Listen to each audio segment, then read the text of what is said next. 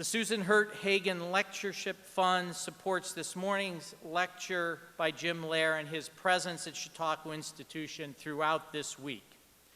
Susan Hurt Hagen of Erie, Pennsylvania, created this fund in 1993. A lifelong Chautauquan and property owner for many years, Mrs. Hagen is a past member of the Chautauqua Institution Board of Trustees.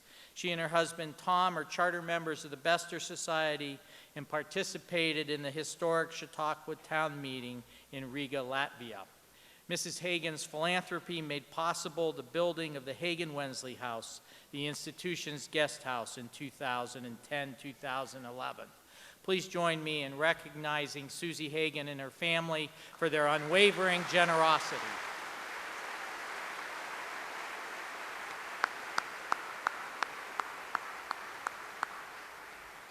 To be politically aware in America today means to know and trust the name Jim Lehrer. We are honored to have him with us this week, which marks his third visit to Chautauqua. In the last 6 presidential elections, Mr. Lehrer has served as moderator for 11 nationally televised debates among the candidates. Former CNN anchorman Bernard Shaw has said that Lehrer's track record in the field makes him the dean of moderators. Twice, in 1996 and 2000, he was selected as the sole moderator for all presidential and vice presidential debates. His early career in newspapers led him to public television. In 1976, he paired with Robert McNeil to create the McNeil-Lehrer Report. Come on in, down closer.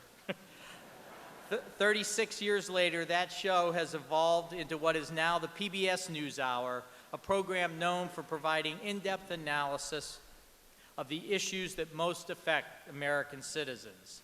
Lehrer retired from the show in May 2011. Among his journalistic honors are the Chairman's Award at the 2010 National Academy of Television Arts and Sciences News and Documentary Emmy Awards, the 1999 National Humanities Medal, 2 Emmys, and the George Foster Peabody Broadcast Award.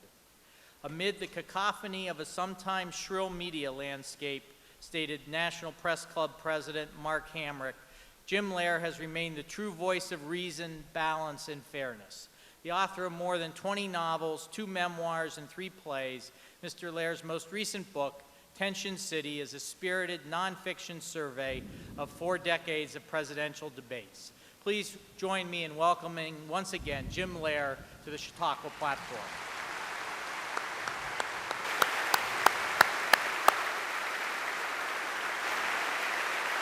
Thank you very much, Jeff. Well, at least I have a captive audience. There's no way in the world anybody's going to go outside anytime soon. So, first of all, just let me very quickly clear up any confusion you may have when you heard that my wife had written a book called Confessions of a Bigamist. It's a novel. She made it all up. It's about a woman who has a husband in Texas and in New York. And she never has had 2 husbands in 2 places at the same time. And when that book came out, Kate and I went on book tour together. I insisted on, because I had a book out at the same time, and I insisted on accompanying her wherever, and I would always say, I'd like to speak first and make sure that you understand that this is fiction and she made it all up. So I'm doing that here again. I want to say happy birthday to my sister and fellow Chautauquan Americans, first and foremost. Happy birthday. Happy birthday.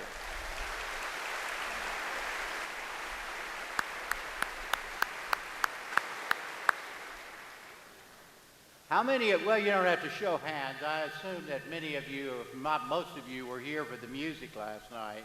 It's fabulous, fabulous. Kate and I had been, as Jeff said, Kate and I, this is our third visit to Chautauqua, but we had never been here on the 4th, so we had never been a party to the music like it is last night. I have two little tiny, nitpicking things to comment about last night. Or not complain about, just to report on. I went to, as all of you did who were here, I worked very hard at blowing up the bag. I was in this section here, section 3, and I was all ready, and I went, and the bag didn't break. And I felt like I'd let down all my grandkids, everybody, they got theirs going, and I felt like I had let down the team. That's my first. The second problem was this. My first, and Jeff referred to my long time service in public broadcasting. Well, that began in 1970 in Dallas, Texas, with an experimental, I'd been a newspaper man, and started in an experimental news program at the local public television station in Dallas on a with the Ford Foundation.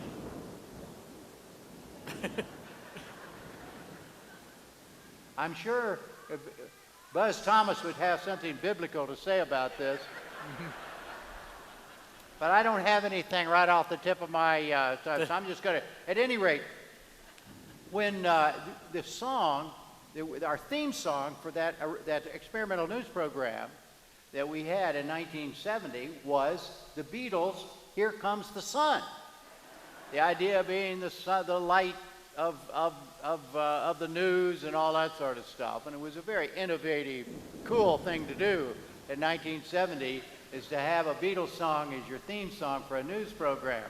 So last night, they're doing the Beatles medley.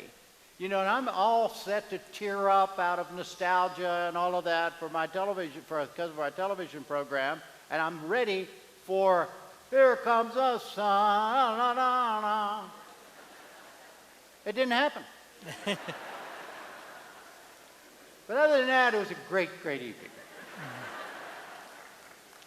Speaking of Buzz Thomas, my new friend and my favorite new Baptist preacher,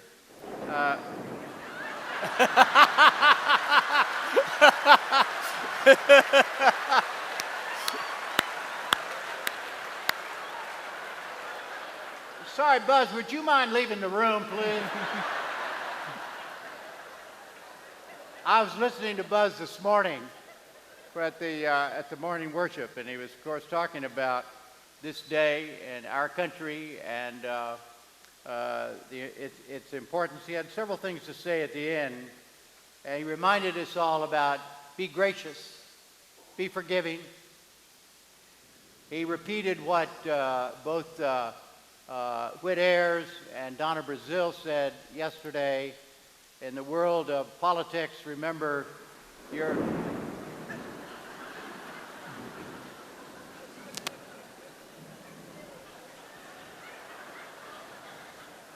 In about a minute, we're going to start going to questions, okay? Anyhow, your opponents, I'll speak a little louder over the thunder. Your opponents are not your enemies. And Buzz repeated that this morning. And he also reminded us of what Benjamin Franklin said in 1787 when they finished the creation, the Constitution of the United States of America. And he said, you've got a democracy if you can keep it. And that's what we are still about. I was asked this morning on an interview whether I thought, boy, it is really storming out there. At any rate, I was asked if I thought the founders would be pleased about what the United States of America is today. And I said, yes, they would be very pleased by what we are and what our country...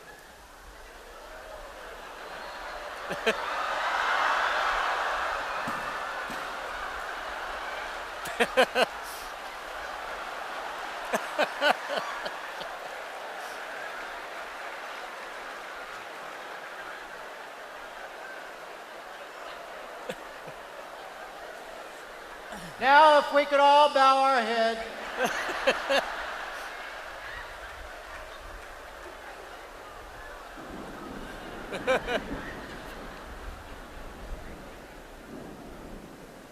And I said that Franklin and those folks, those guys, and they were all guys, who founded this country, intended, absolutely intended for it to be messy. What they wanted to do was what they decided that an aristocracy, a monarchy, a dictatorship, that's how you get order. That's when everything is neat and tidy. A democracy is inherently messy, and if it's going to work effectively, it's going to be messy. You're going to have people disagree at the top of their voices. You're going to have people disagree and speak about those disagreements, sometimes in an uncivil manner. But most importantly, they're going to speak about them. They're going to speak up about them. That's what a democracy is all about. Unanimity is not the end result of a functioning democracy. It's a decision that has been reached. Remember that the founding of the country was a compromise. The Constitution was a compromise. They couldn't agree on everything, so they put things like slavery to deal with later, et cetera, et cetera, et cetera. And that, I want to first of all make sure that people in the very back can hear me. There's no point in doing it if you can't hear me. Raise your hand if you can hear me. Okay, all right. We'll go on and take some deep breaths and then talk about it forever afterward. Presidential debate. That's what we came to talk about today, and we're going to talk about it.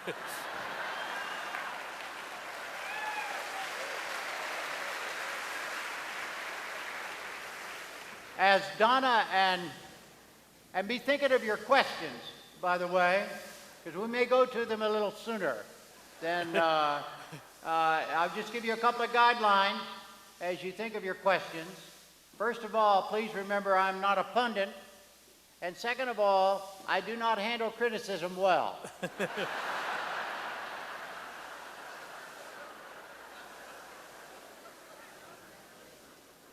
As Whit and Donna said on this stage yesterday, when I asked how important are these 2012 debates going to be between Mitt Romney and Barack Obama, both of them said one of the few things they did agree on was they're going to be critical. And the fact of the matter is, those televised debates in the fall every 4 years are always critical. They're always high stakes for everybody involved.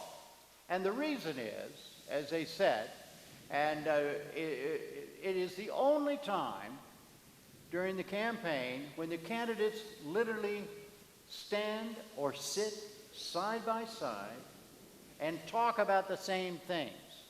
Sometimes they talk about very important things, but they could be talking about the weather or their favorite colors. The fact of the matter is, what happens in those debates, for instance, the 2012 debates, there are going to be 4 of them. 3 presidential, 1 vice presidential. They're all in the month of October. I looked at the polls in preparation for writing my book, Tension City, and in rough terms, by the time you get to a month before a presidential election, usually around 90% of the people have already decided for whom they're going to vote or are leaning very strongly one way or another. So, but still 100 million people watch, roughly, each of these debates. They don't watch them necessarily. In fact, the overwhelming majority do not watch them to make up their minds for whom they're going to vote. What they do is to take the measure of the 2 or 3 in some cases. In my case, I moderated a couple of debates that involved 3 candidates, Bill Clinton, George H.W. Bush and Ross Perot, but usually it's two candidates. 2012, they're going to be two. But the idea of that there'll be an exchange about substantial issues in those debates, and there always is. But the real game, and it's not a game, the real business of those fall debates is to take the measure of the individuals. Even the person you're not going to vote for, he or she may still end up being president of the United States, your United States. And you want to know certain things, and body language can be just as important as the spoken language in those debates. Things like, can I imagine that person sitting in a desk in the Oval Office, making a decision about sending Americans into harm's way, reacting to another Katrina, reacting to another 9/11 type event? Because the fact of the matter is, and I'm sure everybody here understands and would agree with this,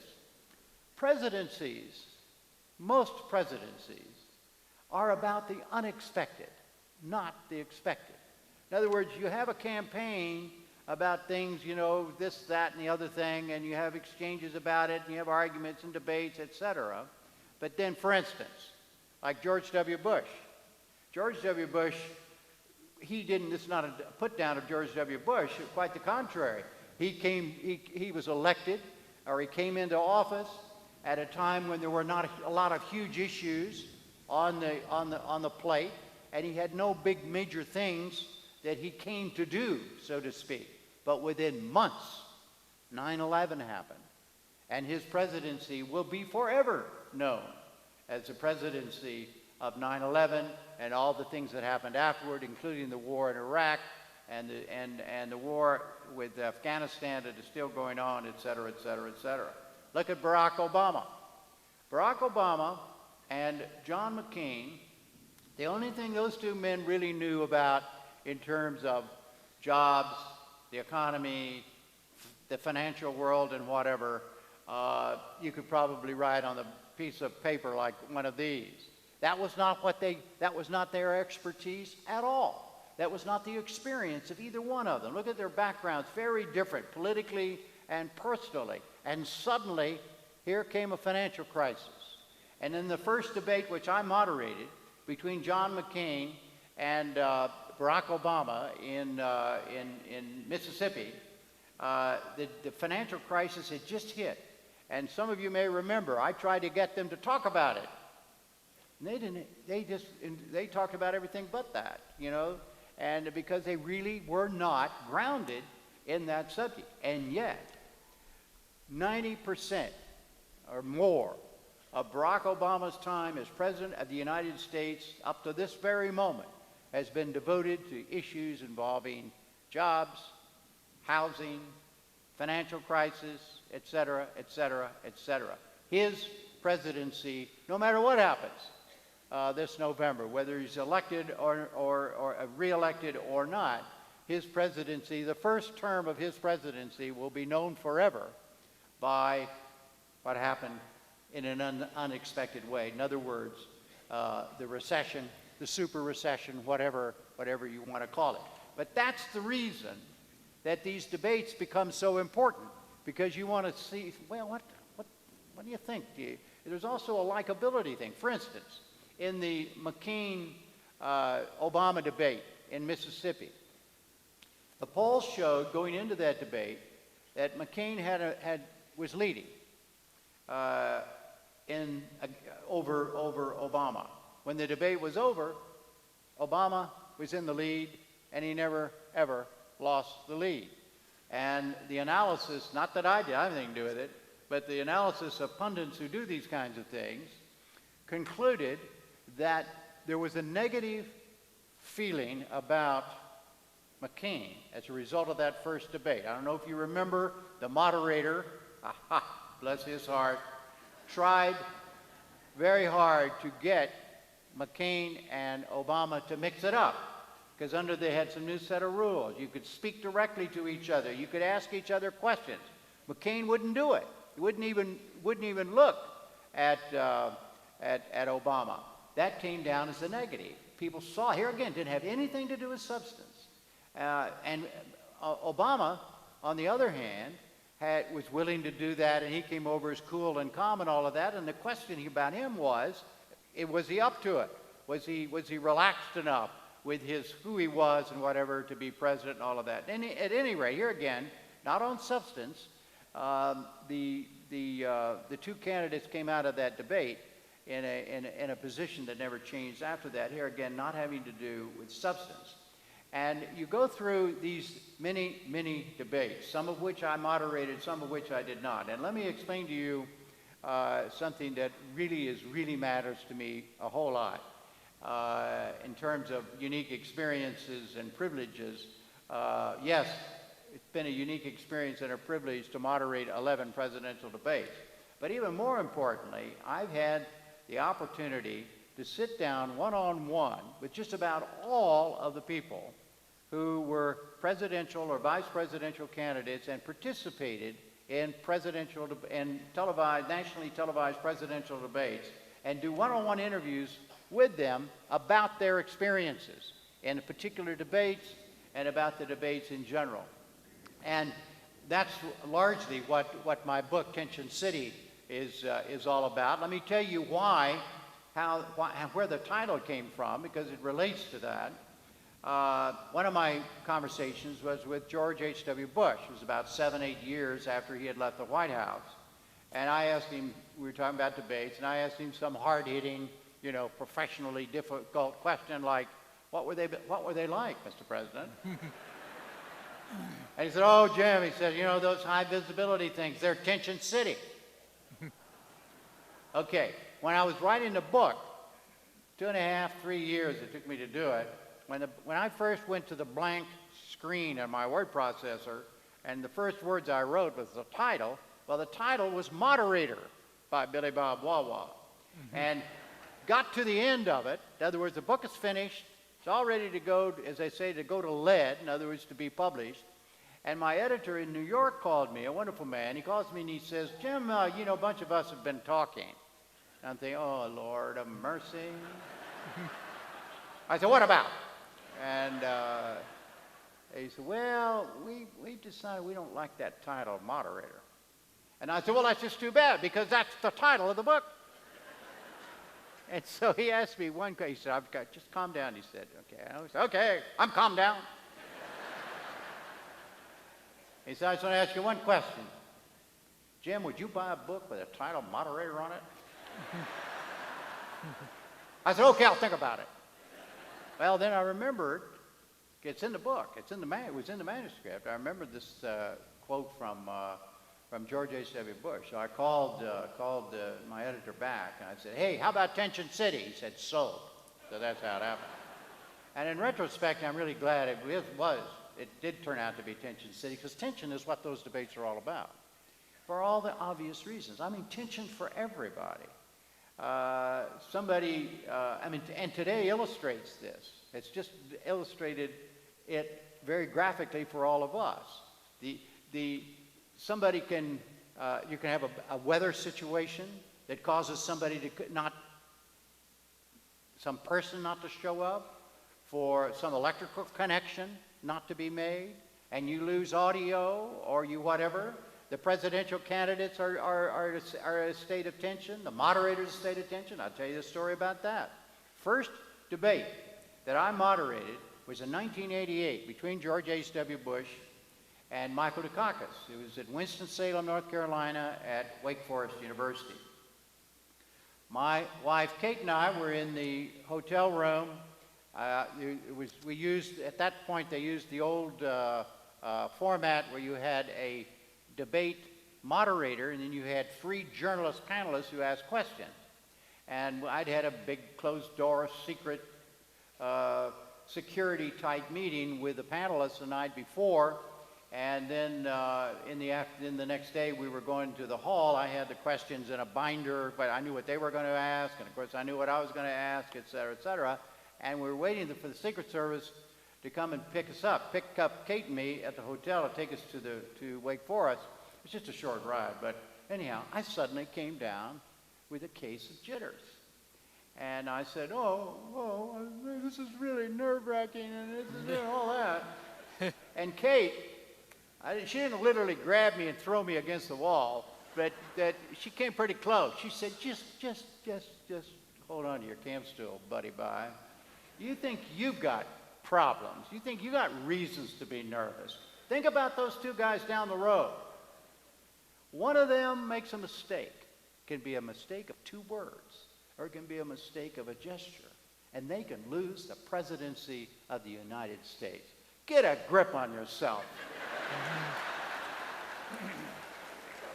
And I said, oh, yes, dear, thank you so much. Didn't help me at all, of course. But in fact, it's amazing that that was the first, and it's amazing that I was asked to do 10 more. Because in that very first debate that I moderated, we were about halfway in to the debate. This is George H.W. Bush and Michael Dukakis. And the system, they still use it. It's very high tech.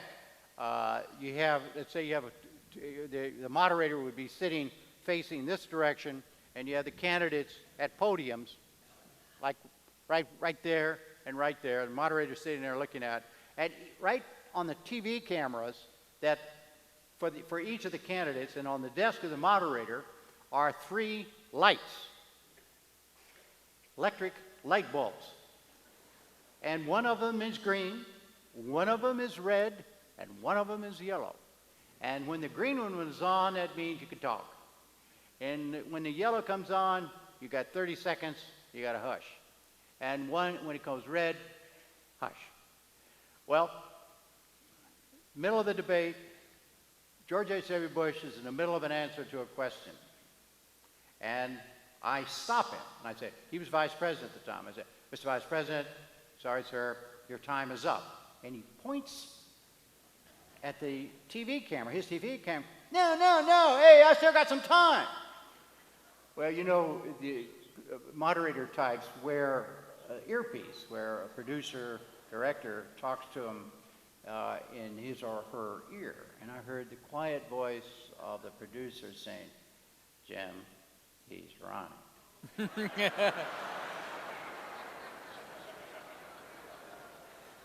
So I said, oh, now just 100 million people. This is everybody I've been to Sunday school with, been in the Marine Corps with.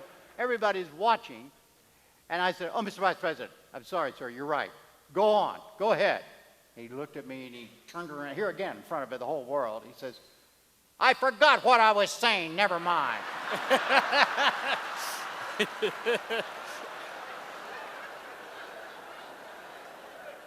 And I thought my days for moderating debates were over. And you know, what's so weird about this? I'm not colorblind. I'm a reasonably intelligent person, and the tension was everywhere. Why I saw the color of those light bulbs wrong, I have no idea to this day. I do not know what happened. That, you know, not that it's a huge deal to anybody but me, but that's the deal. Anyhow, the issue of gestures, for instance, my favorite body language story about presidential debates also involves George H.W. Bush and a debate that I did not moderate, but I'll bet you most of you remember the famous deal when he looked at his watch. Well, for those of you who don't remember, which is just about nobody, it was a town hall format debate. Bill Clinton, George H.W. Bush, and Ross Perot. And the moderator was Carol Simpson. And the candidates in that case were sitting on stools, 3 stools. She was looking out at the audience, but they had a wide shot, a shot that was wide enough where you could see her talking, and you could see the 3 candidates behind. And there was George W. Bush looking at his watch. He looked at his watch 7 times in the course of that debate. So when I had my interview with him, you know, as I say, 7 or 8 years after he left the White House, here again I asked another hard-hitting question of him, like, "Hey, what was the watch thing all about, Mr. President?" And we were in a deal where we were taping it for a television documentary. We were sitting, looking at each other, a camera behind him, and a camera behind me, doing, taping each other's stuff, the regular TV way to do a taped interview. And he leaned across. He said, "Yeah. You know what that proved? Anybody who looks at his watch during a presidential debate certainly is not qualified to be president of the United States." I thought, "Oh my God!" Now he kind of leapt at me, and after he calmed down a little bit, I said, "Well, Mr. President, some people suggested that you looked at your watch because you were just kind of ready for this thing to get over with, and you were kind of bored." And he said, "You're damn right. That's exactly. I want to know how much longer this crap had before it was going to be over." And then he leans, he says, "And Jim, you can put that in your documentary." Well, the cameras are rolling, when he said that. So I said, "Mr. President, we just did." But it's an interesting thing about these gestures, like the thing with 2008 with John McCain, Michael Dukakis, famous killer question issue when Bernie Shaw in the debate with George H.W. Bush. I know many of you remember that. When Bernie asked Dukakis, what if Kitty Dukakis were killed, was raped and murdered, would you be in favor of the death penalty for the perpetrator? And his answer was very modest, very low-key, and it was, he said, "No, Bernie, I wouldn't be," and he went on to explain his views, his views, which were his opposition to capital punishment. And that hurt him terribly. Here again, not on content, because everybody said afterward, all he'd had, and I asked Dukakis about that in the interview with him. I said, "Well," he said, "Yes," he said, I still don't see anything wrong with my answer. Yes, I should have, been emotional. I should have said, "Well, what I'd really like to do is strangle that guy with my own two hands." And, but of course I wouldn't do that because I don't believe in, whatever, and then he could have done his thing and he could have gotten away with it. Bill Clinton loved talking about presidential debates. In fact, if he had his way, he and I'd still be talking about presidential debates. For him, it's just talking shop. I mean, it's really terrific. I mean, he loves all that stuff. He made a very serious point, though, and he used the watch thing as an example and the Dukakis thing as an example, that they were confirming things. You say, why would something like that be important? Well, the reason it hurt George H.W. Bush was because of what was already in the wind, as Clinton explained, and I agree with him. What was in the wind is that George H.W. Bush was disconnected with the average American. Remember, he couldn't make the story was he couldn't make a scanner at the grocery store work and all that. Here again, if you can't do that, you certainly can't be president of the United States. But at any rate, and with Dukakis, the thing in the wind was that he was a cold fish and all that, and this fed the perception that was already there. And he also pointed out, Clinton also made the point, the famous sign thing of Al Gore in 2000 with George W. Bush. It was at the University of Massachusetts. And there was a whole story about that. That's when I did moderate. And here again, it was a format, the moderator sitting there and the candidates on standing at the podium. And I went through the whole debate, and when the debate was over, walking out of the hall, one of our daughters, some of the family, my family was with me, and one of our daughters, Amanda, who is here somewhere in his audience here today. Anyhow, I was walking aside Amanda as we were walking out of the hall, and she said, "Oh, Dad, that was really something that Gore did." And I stopped and I said, "What did Gore do? What are you talking about?" And she said, "Well, all that sign and grimacing and all of that." She said, "Smart kid," she said, "that's going to be the story of the debate."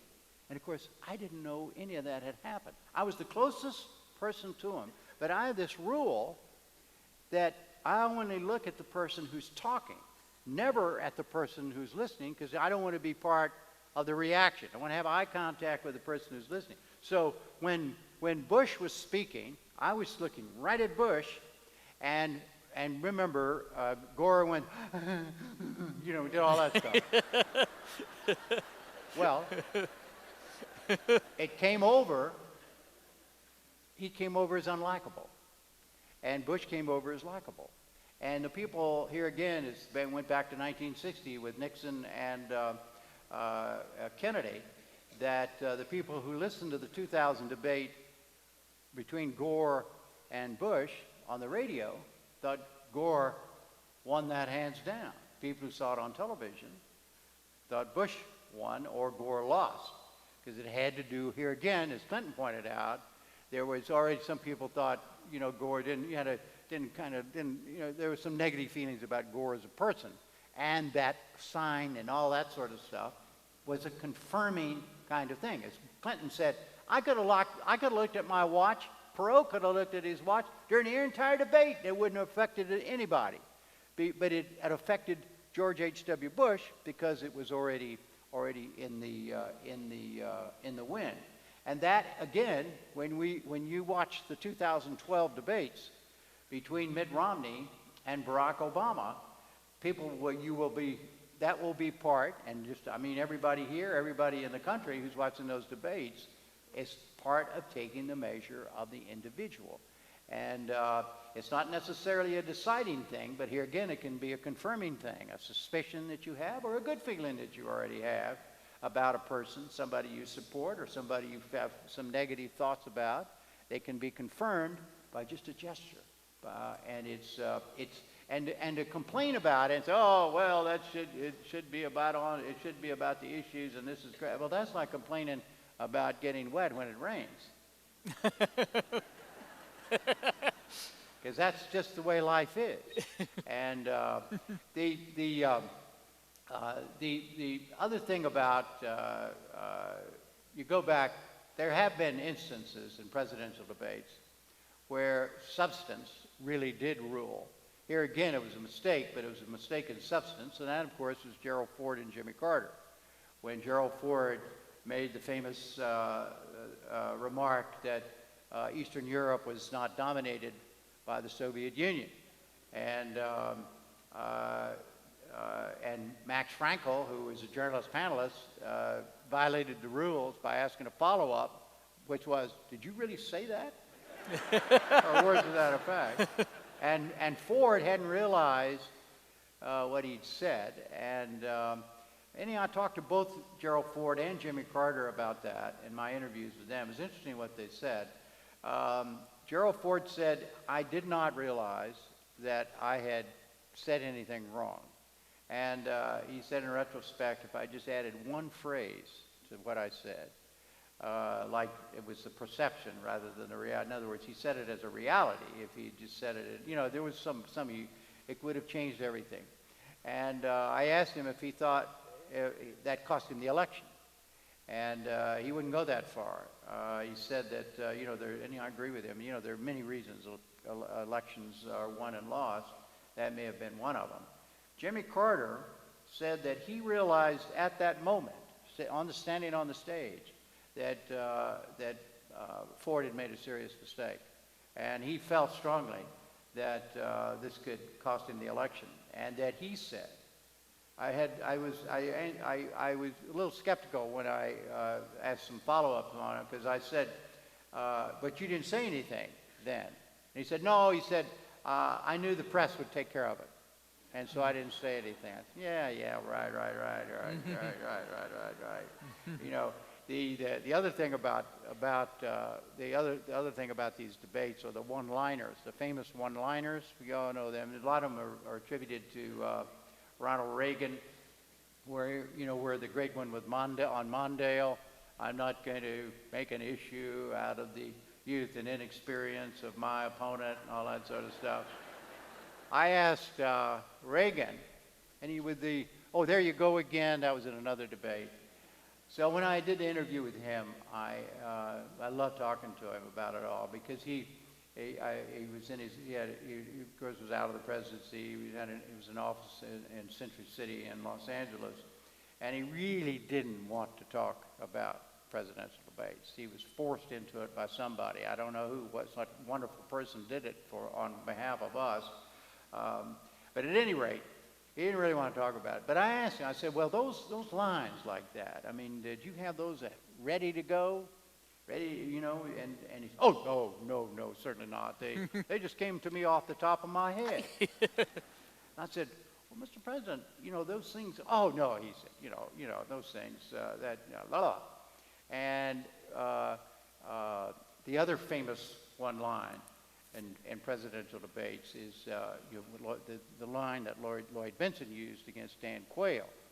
John F. Kennedy was my friend. I knew John F. Kennedy. I served with John F. Kennedy. He was my friend. Senator, you're no John F. Kennedy. I was unable to, Lloyd Benson was one of the few people I was unable to interview because by the time I got around to it, Lloyd Benson was very ill. He very much wanted to talk to me, but he couldn't do it. But I went back and looked and see what Lloyd Benson had said about that line, and he, like Reagan, said, "Oh, no, it just came to me." And I pushed that a little bit with some of his former aides, and the fact of the matter is, Quayle had used that line many times during the campaign, and they had talked about it in the debate prep, in the Benson debate prep, that, if Quayle uses that, John F. Kennedy, because the Quayle line was that, now they say, "I don't have any experience." Well, I have more experience than John F. Kennedy did when he was, that's where the line came from to begin with. And so anyhow, Benson was, I won't say he had it prepared, but let's say he was prepared to say that. And now here again, I asked Clinton about prepared lines. And every other candidate that I talked to, I asked him about prepared lines. And oh, no. Nobody would cop out to that, except Bill Clinton. I said, "Did you ever?" He said, "Oh, yeah, man, we had all kinds of prepared lines." And I rehearsed them. I was ready for them. I had some great ones I never got to use. I mean, it was just it was a very, very refreshing thing. Let me say a couple of things about the 2012 primary debates, and then a little bit about moderating, and then we will go to your questions. I know we're I don't want to run your time over because we were delayed because of whatever happened, whatever Buzz did earlier on. These primary debates, I have very strong views about these, and so let me make sure that I express them in a way that you don't have to agree with me, but that you at least understand what my view is. Remember, in 2008. There were 26 primary debates on the Democrat. There were some on the Republican side as well, but there were 28 on the Democratic side. And remember, when they began, those first Democratic debates, probably the worst debater on the stage was Barack Obama. There are people like Chris Dodd, Joe Biden, Hillary Clinton were all better debaters. But over the course of those 26 debates, Obama got better and better and better. And by the time it got to nitty-gritty time, he had become a much, much better debater. And those debates became extremely important to the final outcome, another meaning the nomination of Barack Obama. Were they the deciding thing? There's no such thing as a deciding thing in the world of politics. There are a series of deciding things, and that was certainly one of them. 2012, the debates were actually in 2011, but for 2012, on the Republican side, there were 20 of these primary debates. And as I have said many times, some of them, there were elements of the good, the bad, and the ugly. Some of them resembled game shows. Some of them were embarrassing. I mean, I said, kind of look away from the screen a few times. And there are a lot of problems with those debates. And I believe very strongly that as a result of those problems, which I'm going to now outline, I'm hoping and praying that when they come again in 2016, both Democrats and Republicans learn the lessons of 2012 and act upon them. First of all, remember what they did in most cases. They would take and see who was leading in the polls at that particular time and put those two candidates in the middle of the stage. And those two candidates would get 15, 20 minutes before any of the other candidates out of 8 or 9 were allowed to say a word. And I think that is wrong. I think if you're going to weed the candidates, you should weed them before you put them on the stage. Once you put them on the stage, every candidate should be dealt with fairly and equally in terms of time.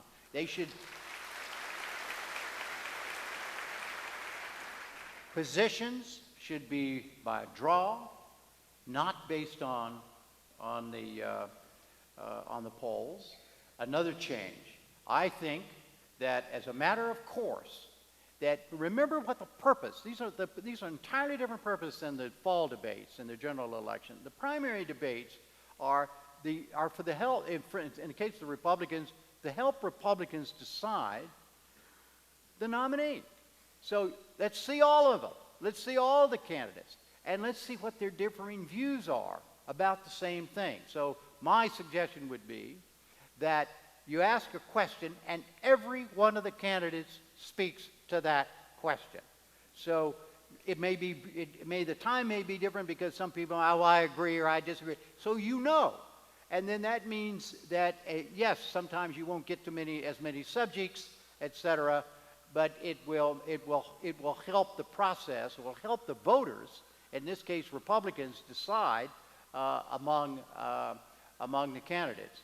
Also, I would, in the general election debates, the audience is not permitted, they're barely permitted to breathe, much less make any noise.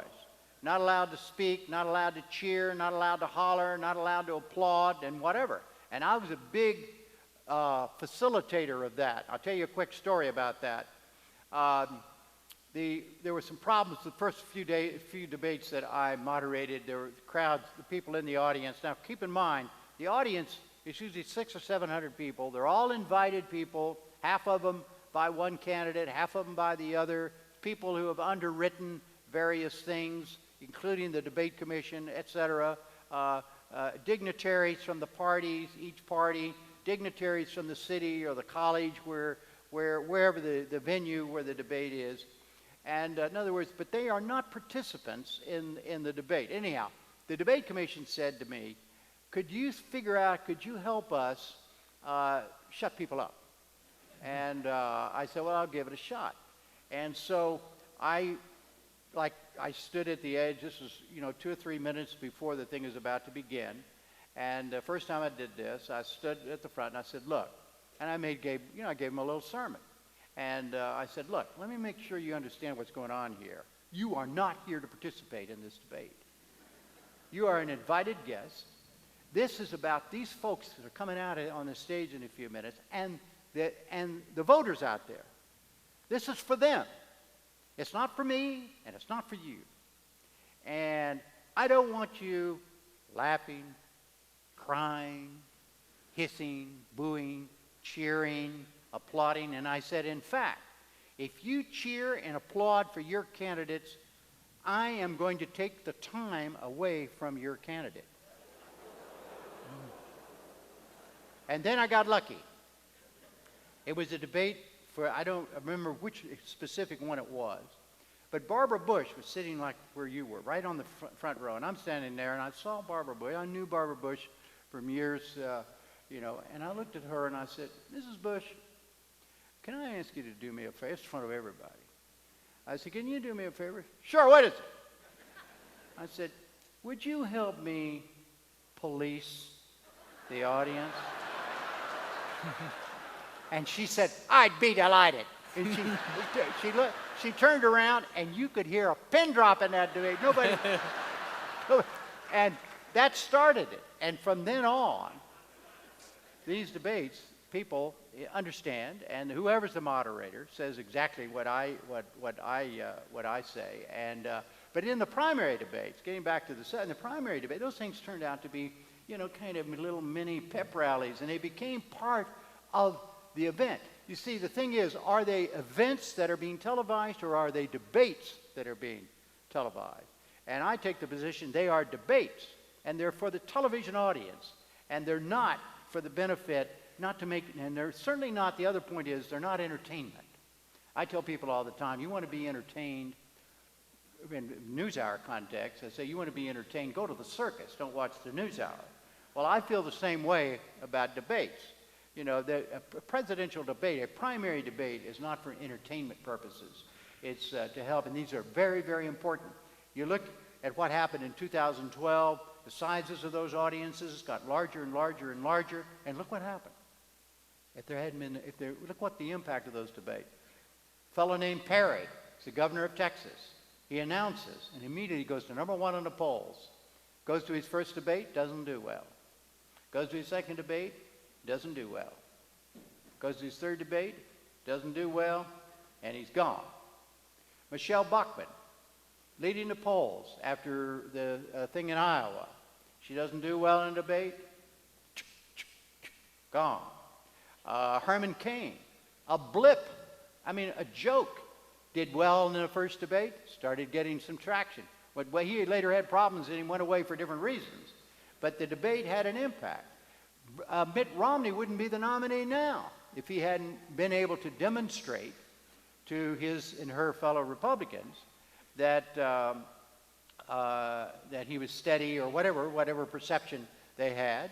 And you had, Newt Gingrich, who played a complete strategy on it. Anyhow, I'm just saying these are very, very, very, very important, and they should be treated that way. And I hope that and I'm going to, I told some people last night, I'm going to do everything I can to keep the heat on. Whoever sponsors these debates, remember, are sponsored by individual cable networks for the most part, and with other interest groups. And I hope the pressure will stay on them to kind of, okay, all right, remember, this is serious business. This is, we'll see what happens. A couple of things about moderating, and then we'll go to your questions. Anybody who moderates anything like this, any event, but particularly a high visibility, high impact event like a presidential debate, has to keep in mind a couple of things. First of all, you're not auditioning for a better job. You're not trying to draw attention to yourself.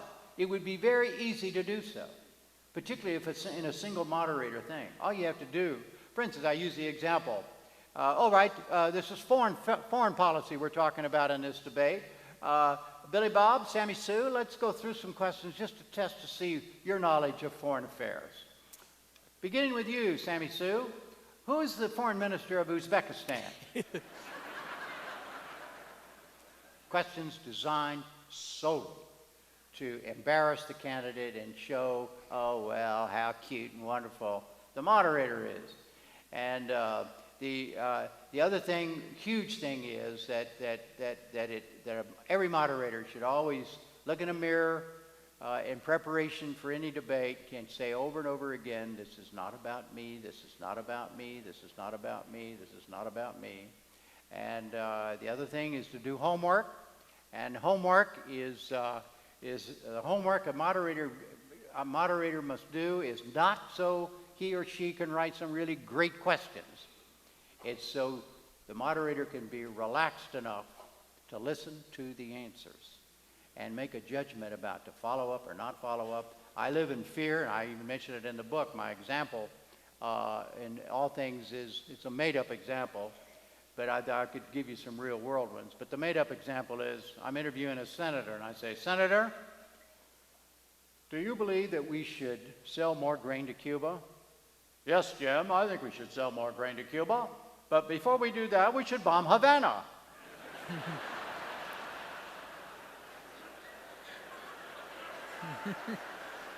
And I come back quickly with a follow-up, what kind of grain, Senator? The answer goes, shoo. And you have to know enough to be able in a split second with no help from anybody uh-oh, is that important that what the candidate just said? What did he or she say that the last time? Blah, blah, blah, blah, blah, blah, and make a decision like that. And that is what that's all about. And now, what time is it? It's time for Do questions. we even have time for questions? Yeah. Yes. Yeah. Yeah, okay, Yeah. great. Yeah. Questions?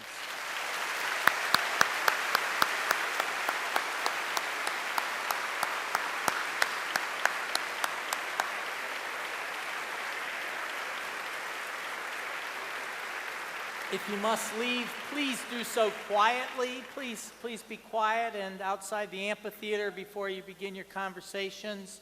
The ushers will collect your questions. Could you talk a little bit about rule setting going in and how involved the candidates are? And when you mentioned that in 2008 they were supposedly going to try to mix it up a little bit, how did they decide? How do you decide what those rules are? Well, in the fall debates, in the presidential debates, there's a commission on presidential debates, which is a bipartisan commission. It's got I don't know, a dozen or so members, half Republicans, half Democrats, and they have some nonpartisan types, and they are the ones who set the format, and then it's evolved over several election cycles. There used to be some heavy negotiations among the commission and the representatives of the candidates about what the format should be, et cetera, et cetera. And some of the things, for instance, the temperature in the hall can be a subject of great negotiation. Going back to Nixon Kennedy, remember when Richard Nixon perspired, one of the things they found out afterward, he'd been in a hospital, he had a fever, but that Bobby Kennedy had made sure the temperature in the hall, in the TV studio where they were doing it was a little hotter than it had to be.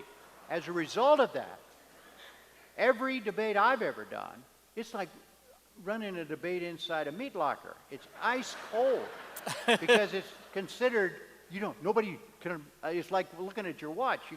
If you perspire, clearly you cannot be the President of the United States.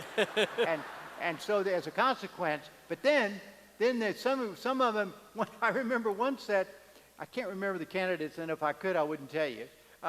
One of them wanted it to be 64 degrees where he was standing, and the other candidate wanted it to be like 58 degrees where he was standing. They were standing from here to there.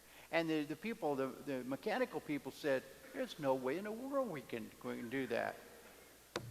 Do it. So they figured it out.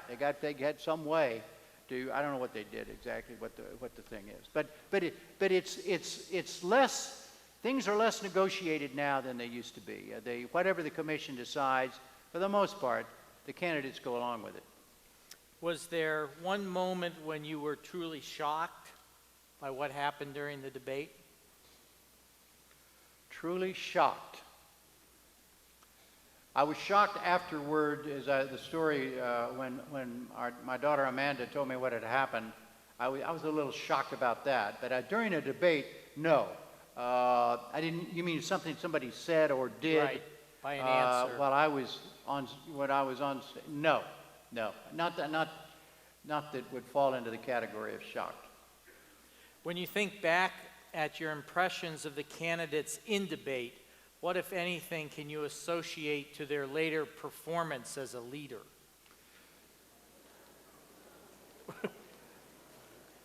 Well, as I said, there's no more time for any questions.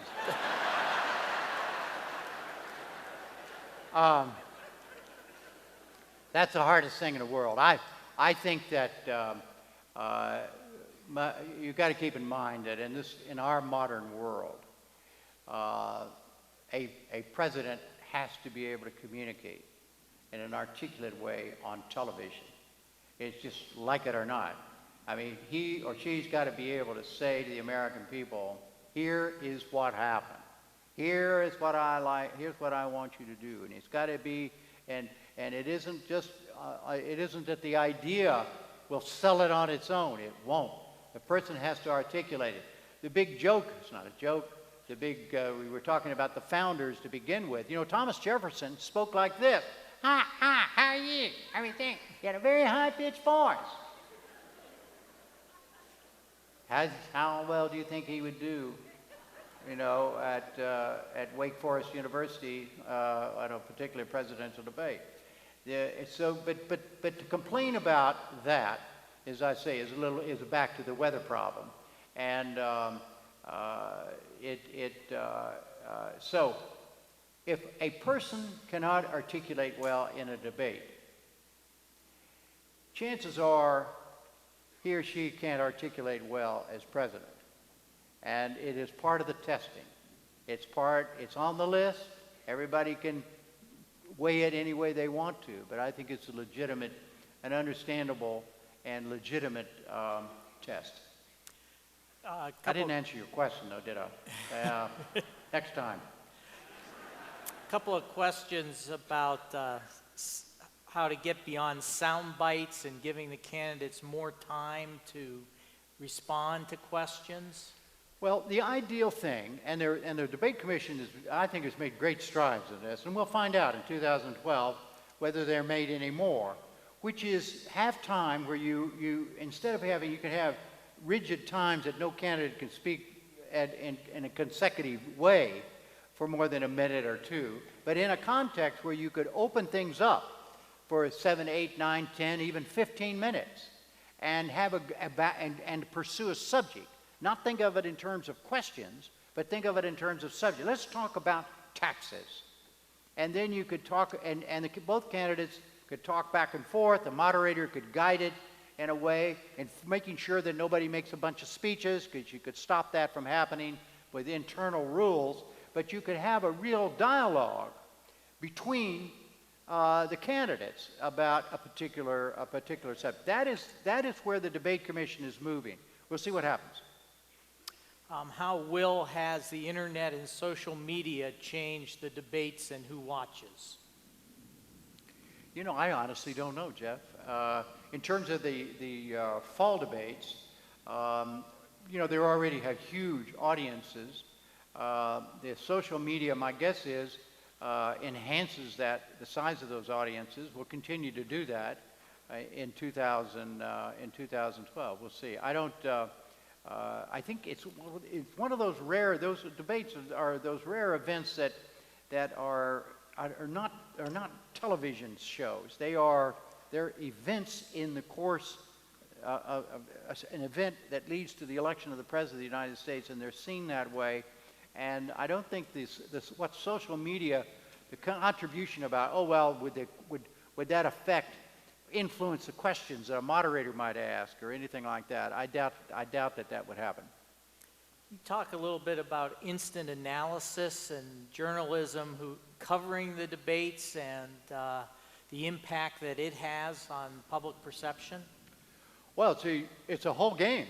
They have in these debate locations, they have a spin room, and it's a huge room where the people who are covering the debate, the reporters from all over the world, and the candidates' representatives go into the spin room, and they all say, "My guy won," and they go and they talk about it, and it's very, very important. There's been some studies have done of this, that none of which strike me as particularly they're interesting. That's about as far as I'll go. But to measure, they've tried to measure the impact of the spin rather than in other words, and it's a little more difficult with the debates because most people watch the debates. But when you haven't watched the debate, and the first thing you find out about the debate is coverage of it. In other words, a story that you read, or a television story you heard, or a radio show story, that can plant the idea, and it says, "Oh, Sammy Sue wiped out Billy Bob in this debate, on Thursday." Well, that's the first thing you hear about it, and if you didn't watch it yourself, then that could affect it. The other thing is, it's like people who go to the Super Bowl or watch the Super Bowl on television. They still want to read the game story the next day, and that's all. There's been evidence of that. Even though you watch the debate, some people are interested in what the spin is, not the spin, but the reaction. That's a bad word, spin. But what the reaction is, and kind of help them understand. Did I get that right? Is that what what candidate A said, and so you follow up that way. I think the press coverage is less important to the debates because so many people watch them on their own and they see the real thing. Before I ask this last question, I want to thank all of you for being such a good audience under difficult questions, and to thank Jim for hanging in there with us when it felt momentarily as the whole place might blow down. So thanks to all of you. I would, Jeff, I really would second that. It was scary, let's face it. I mean, because I was looking up there just like you all were. And when that thing fell behind me, I'm thinking, what else could fall behind me? Yeah, and you were too, and the water came, and I admire all of you. You are real Chautauquans. And the only thing we had going for us, I said to Jeff, I said, well, there's one thing, it's not going to do any good to tell everybody to go home. So, I mean, we were stuck together. And, but I truly admired the way all of you handled all of that, and that was not easy.